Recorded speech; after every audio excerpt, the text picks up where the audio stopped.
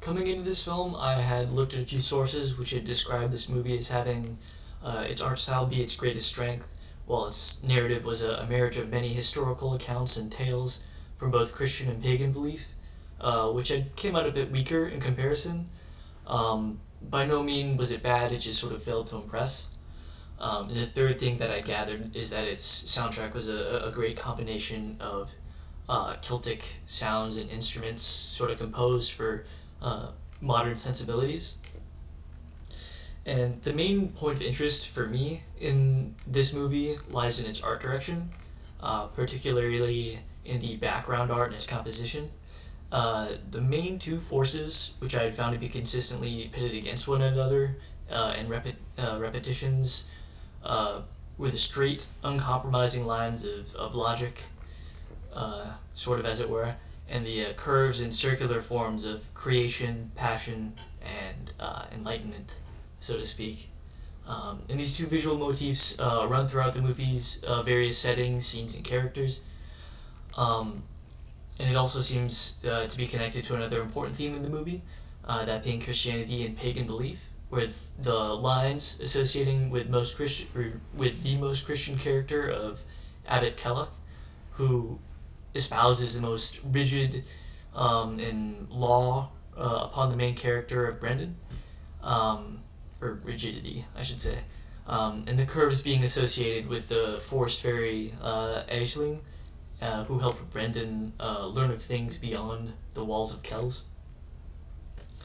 And Brother Aiden's character is kind of where these two motifs converge, and thus he functions as Brendan's mentor and encouraging him to find his own passion and sort of a journey of self discovery, as he directs everything he's learned into a Christian manuscript which incorporates both themes. Abbot Kellock's wall and tower are the most notable symbols for these central hard lines which sort of limit and box in and shape all the other characters around it. Um, and the walls are built of stone bricks and stick scaffoldings which sprawl across its height, imposing itself on its inhabitants. Though having notable curved sections where the wall is incomplete, holes in its armor, so to speak, flaws in its philosophy. Uh, for this wall was not able to keep out the Northmen, though the tower was enough to save a small amount, uh, i.e., maybe the central ideas in Christianity cannot protect its people, though can protect its people, though its implementation, i.e., the wall, cannot, at least in this instance. However, when Brendan finally makes his way outside of the walls into the wild, he first encounters another environment of linear trees and these stone pillars which curved cut chunks, um, making it seem as though the world is as harsh as Abbot Kellock makes it out to be, though it quickly opens up into a swirling world of nature, lush foliage, babbling brooks, and gigantic spiraling trees. After finding the berries to make the ink Brother Aiden needs, Brandon is then able to embrace his inner creativity and learn to finish the book of Iona in the scriptorium, whose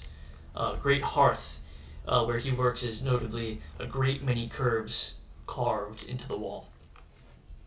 And by the end, the Chiro page sort of synthesizes those two visual identities, the linear and the curved, the Christian and the pagan, incorporated into a beautiful piece of art. This combination is even inverted in the case of Crom, whose snake-like appearance is corrupted into this jagged Ouroboros type thing, whereas snakes and serpents are usually very curved and circular, but he was carved in sort of these jagged 90-degree hard